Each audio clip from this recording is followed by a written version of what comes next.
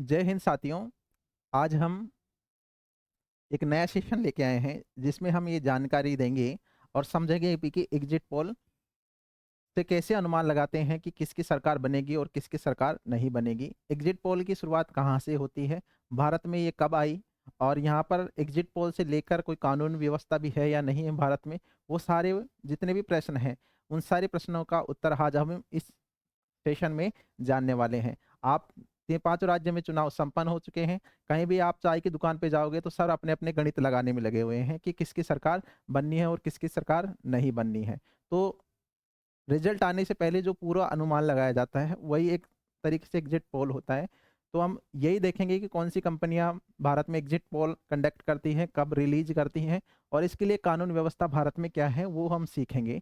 तो अभी हम देखेंगे राजस्थान के 5 राज्यों में चुनाव संपन्न हुए हैं, जिसमें मध्य प्रदेश, राजस्थान, छत्तीसगढ़, मिजोरम और तेलंगाना, ये 5 राज्य हैं जहां पर एक साथ चुनाव होते हैं। और ये पांचों ही राज्य बहुत इंपॉर्टेंट हैं आने वाले लोकसभा चुनावों से रिलेटेड लेकर भी।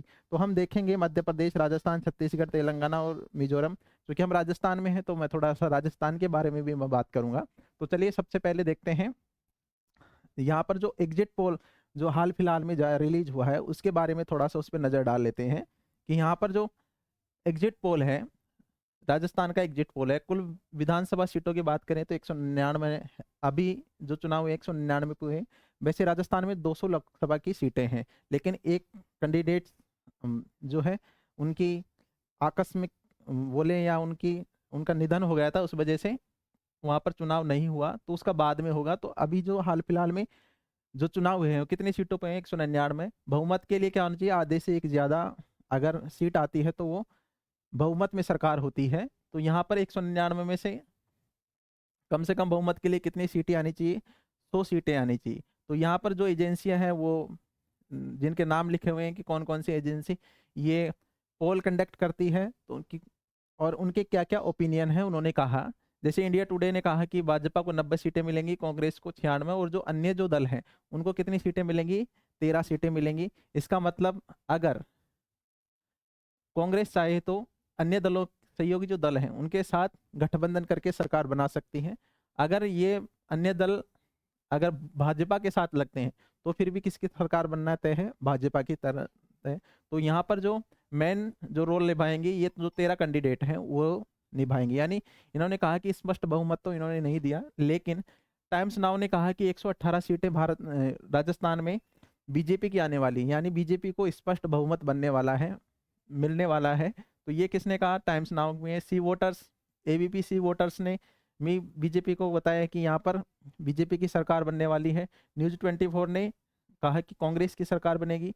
टीवी 9 जो है यहाँ पर इन्होंने कहा कि बीजेपी की सरकार बनने वाली है। इंडिया टीवी ने कहा कि यहाँ पर कांग्रेस की बनेगी। रिपब्लिक मेट्री जो है उन्होंने कहा कि बीजेपी की बनेगी। और दैनिक भास्कर ने कहा कि यहाँ पे 102 सीटें हैं जो बीजेपी को मिलने वाली है। तो यहाँ पर जो सरकार जो बनेगी वो किसकी बनेगी, बीजेपी की बनेगी, ऐसा एग्जिट पोल में कहा गया है। इसी प्रकार से हम मध्य प्रदेश में देखें तो कुल 230 सीटें हैं, बहुमत के लिए 116 सीटें चाहिए। तो यहाँ पर भी कहा कि वहां पर भाजपा की सरकार बनना है। कहाँ पे, मध्य प्रदेश में।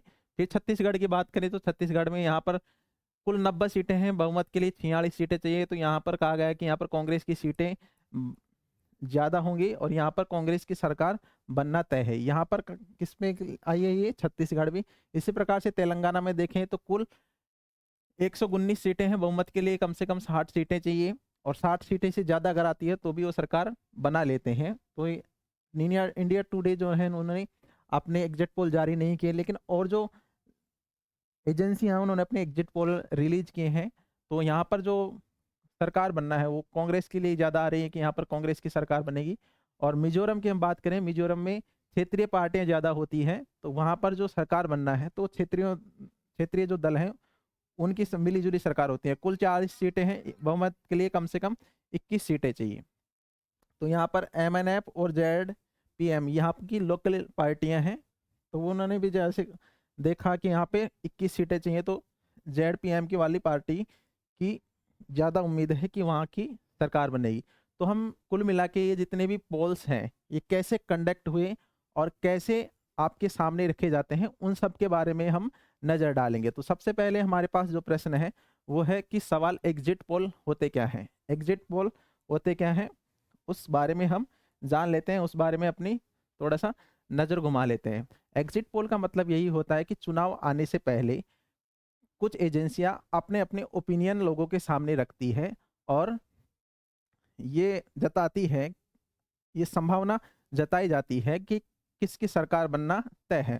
तो यहीं वो एग्जिट पोल यानी पोलिंग बूथ से निकलने वाले वोटर से बातचीत के आधार पर तैयार किया गया एक पोल होता है, एक तरह का चुनावी सर्वे होता है। मतदान वाले दिन जब मतदाता वोट देकर पोलिंग बूथ से बाहर निकलता है, तो उससे पहले वोटिंग को लेकर कुछ सवाल पूछे जाते हैं। यही आप वोटिंग पे गए होंगे, तो आपसे कुछ न्यूज़ एडिटर जो होते हैं, आपसे क्वेश्चन करते हैं कि आपने किस पार्टी को वोट दिया है और क्यों दिया है।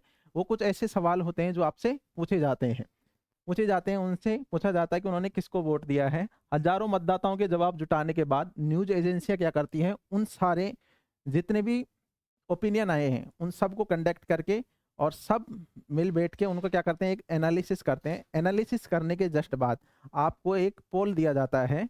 उन जो सर्वे हुए थे उनके बेसिस पे, सर्वे के बेसिस पे आपको एक पोल दिया जाता है और ये बताया जाता है कि किसको कितनी सीटें मिल सकती है। साथ ही उन मुद्दों, नेताओं और घोषणाओं के बारे में भी पता चलता है जिन्होंने मतदाता को सबसे ज़्यादा प्रभावित किया है। ये सब क्या करते हैं, वही कि जो ही वोट होते हैं, कुछ एजेंसियां उनके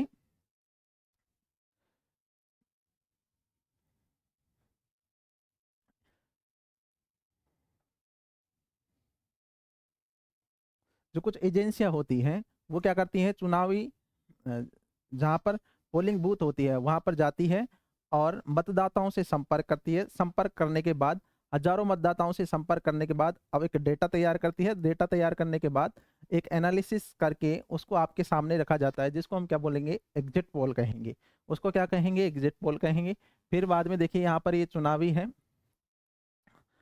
और आपका वोट किसको गया है वो देखेंगे। तो सबसे पहले कि एग्जिट पोल की शुरुआत कब और कैसे हुई वो जान लेते हैं। चुनावी सर्वे की शुरुआत सबसे पहले कहाँ शुरू होती है, अमेरिका में होती है। जॉर्ज गेलप और जॉर्ज गेलप क्लॉर्ड और रॉबिन्सन नामक ये दो व्यक्तियों ने अमेरिकी की सरकार के कामकाज पर लोगों की राय जानने के लिए एक पोल कंडक्ट किया। क्या क्या, एक पोल कंडक्ट किया, जिसके बाद अन्य देश भी, जैसे फ्रांस हो गया, ब्रिटेन हो गया, जर्मनी हो गया, डेनमार्क ने भी चुनाव से पहले क्या किया, अपने सर्वे कंडक्ट किए। ये 1930 और 40 के दशक था। एग्जिट पोल की शुरुआत काफी बाद में हुई है। टाइम्स मैगजीन के मुताबिक 1967 में पहली बार दुनिया के बड़े स्तर पर कोई एग्जिट पोल किया गया था। इन्होंने ऐसा कहा है, इसके मुताबिक टाइम मैगजीन्स कहती है कि 1967 में पहली बार दुनिया में कोई बड़े स्तर पर क्या किया गया, एक सर्वे किया गया है। अमेरिका की पॉलिटिकल रिसर्चर्स वारेन मेटोफस्की ने केंटुकी राज्य में होने वाले गवर्नर चुनाव के दौरान पहली बार एग्जिट पोल किया। किसने किया? अमेरिकी पॉलिटिकल रिसर्च वारेन मेटोफस्की ने केंटुकी जो राज्य है वहां पर एक क्या किया, पोल किया और दौरान पहली बार एग्जिट पोल किया। इसी प्रकार से डच जो समाजशास्त्री हैं मार्सेल वैन डेम ने इसी साल 15 फरवरी को नीदरलैंड्स के आम चुनाव के दौरान उम्मीदवारों को लेकर एक सर्वे किया।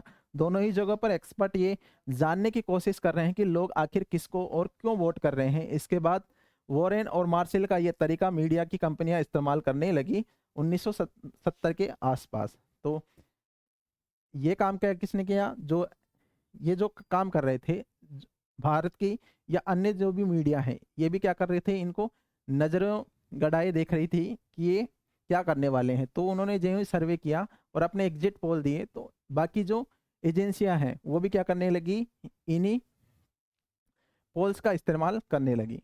आगे देखेंगे एग्जिट पोल चुनाव खत्म होने के बाद ही क्यों जारी किए जाते हैं। आप देखे होंगे जो ही एग्जाम मतलब जो ही चुनाव खत्म होते हैं उसके 1-2 दिन बाद या आधे घंटे बाद ही क्या किए जाते हैं, पोल रिलीज किए जाते हैं।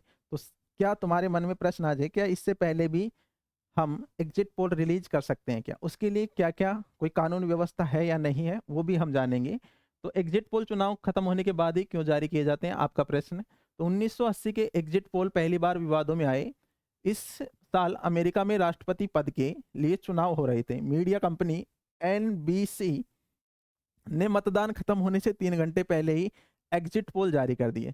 यानी वहां पर क्या हो रहे थे, राष्ट्रपति के चुनाव हो रहे थे और एनबीसी जो कंपनी है उन्होंने चुनाव खत्म होने से पहले क्या कर दिए, अपना एग्जिट पोल जारी कर दिया। इस पोल में बताया गया कि जिमी कार्टर को हराकर रोनाल्ड रीगन चुनाव जीत रहे हैं। इसको लेकर जिमी के समर्थक था वो क्या कर दें, इसको जोरदार विरोध करने किया। बाद में मामला अमेरिकी संसद में उठा। इस सर्वे ने मतदाताओं को कितना प्रभावित किया है ये पता लगाने के लिए एक जांच कराई गई। इसके बाद मतदान खत्म होने से अब तक एग्जिट पोल जारी होने पर अमेरिका ने पाबंदी लगा दी गई। बाद में यही लर्निंग दुनिया के दूसरे देशों में भी अपनाई गई और अभी ये लर्निंग भारत में भी अपनाई गई है। तो इसीलिए हम क्या करते हैं, हमारी जो एजेंसियां होती हैं वो क्या करती है, चुनाव खत्म होने के बाद ही एग्जिट पोल जारी करती है ताकि उससे पहले कोई विवाद की स्थिति ना बने।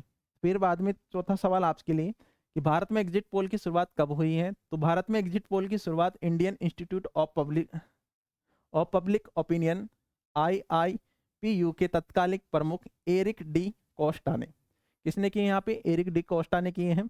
1980 के दशक में भारत में पहली बार राष्ट्रीय स्तर पर एग्जिट पोल को लेकर पॉलिटिकल एक्सपर्ट प्रणय रॉय और यूके के पॉलिटिकल एक्सपर्ट डेविड बटलर ने मिलकर काम किया। उनके रिसर्च को अशोक लाहड़ी ने अपनी किताब द कंपोडियम ऑफ इंडियन इलेक्शन में पब्लिश किया। 1996 में सरकारी चैनल दूरदर्शन और CSDS के साथ मिलकर पहली बार एग्जिट पोल जारी किए गए। किसके साथ जारी किए गए, दूरदर्शन और CSDS के साथ। ध्यान रखिएगा, जब भी हमारी एजेंसी जो होती हैं ये पोल कंडक्ट करती हैं तो सरकारी एजेंसियां कंडक्ट नहीं करती हैं, ये अन्य जो गैर सरकारी कंपनियां होती हैं वही ये क्या करती हैं, काम करती हैं। इसके बाद में सैटेलाइट चैनल, जितने भी जो सैटेलाइट चैनल है जिसमें आज तक हो गया, जी न्यूज़ हो गया, NDTV हो गया, जनरल पोल जारी करना शुरू कर दिए। कुछ समय बाद एग्जिट पोल मतदान के होने के सबसे लोकप्रिय टीवी शो बन गया। हर किसी के मन में यही होता है कि कौन जीत रहा है कौन नहीं जीत रहा है। तो जो ही चुनाव खत्म होते हैं तो सबसे पहले लोकप्रिय शो कौन सा बन गया हमारे पास, एग्जिट पोल बन गया। तो सबसे पहले कि जब एग्जिट पोल होता है क्या क्या प्रश्न पूछे जाते हैं, क्या क्या नहीं पूछे जाते हैं, कैसा इनका काम करने का तरीका होता है, तो उसके बारे में जानेंगे। तो एग्जिट पोल कराने वाली एजेंसी चुनाव से पहले सवालों की एक लिस्ट तैयार करती है। जो ही आप कोई पोलिंग बूथ पे मतदान करके कोई मतदाता आता है तो उससे प्रश्न पूछा जाता है कि आपने किसको वोट दिया, क्या एजेंडा था, क्या सोच के आपने वोट दिया। तो कुछ सवाल तैयार किए जाते हैं। फिर उसके बाद में सर्वे के लिए एक टीम को ट्रेंड कर उन्हें अलग अलग बूथों पर क्या किया जाता है, भेजा जाता है।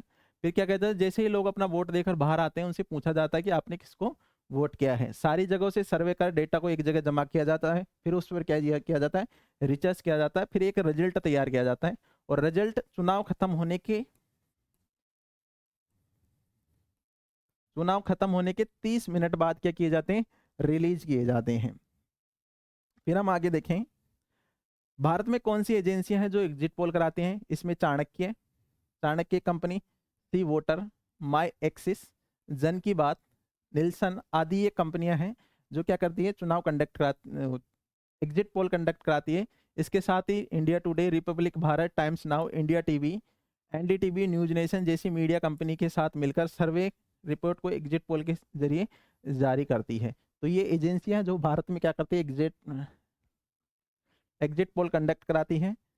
सबसे पहले ये कुछ फैक्टर्स पे काम करती है कि हमारा फैक्टर्स कैसा है, क्योंकि यही टीम एग्जिट पोल जो टीम सर्वे कंडक्ट करती है तो ज़्यादा एरिया में अगर घूमेगी तो जाहिर सी बात है ज़्यादा डाटा कलेक्ट करेगी। तो ये फैक्टर्स पे भी डिपेंड करता है कि जो टीम है वो कितने एरिया तक जा पाई है, और प्रश्नों का साइज कैसा है वो भी है, उस पर भी डिपेंड करता है। और बहुत सारे प्रश्न पूछे जा सकते हैं, सर्वे का रेंज कैसा है। कोई पोलिंग बूथ है जिसमें 360 पोलिंग बूथ है तो जाहिर सी बात है ज़्यादा से ज़्यादा अगर टीम 360 तक ही पहुंच गई तो एक फेयर डाटा कलेक्ट कर पाएगी, वरना नहीं कर पाएगी। तो वो इस पर भी डिपेंड करता है। किस प्रकार के सवाल पूछे जाते हैं उस पर हम बात कर चुके हैं कि आपने किसको वोट किया है, क्यों किया है, किस बेसिस पे किया है, जो चुनावी घोषणा पत्र होते हैं कोई उन पे किया है, या फिर राष्ट्रहित में किया है। ऐसे कई प्रश्न जो आम आदमी से पूछे जाते हैं और फिर उनका जवाब लेके वो एक सर्वे तैयार करते हैं। इसके अलावा पूरे भारत में एग्जिट पोल को लेकर के कोई कानून है क्या? बिल्कुल। रिप्रेजेंटेशन ऑफ पीपुल एक्ट 1951 के सेक्शन 126 ए के मुताबिक मतदान खत्म होने के आधे घंटे बाद ही एग्जिट पोल जारी किया जा सकता है। अगर कोई कंपनी या व्यक्ति मतदान खत्म होने से पहले एग्जिट पोल जारी करता है तो उसे संज्ञेय अपराध माना जाएगा। कौन सा अपराध माना जाएगा? संज्ञेय अपराध माना जाएगा।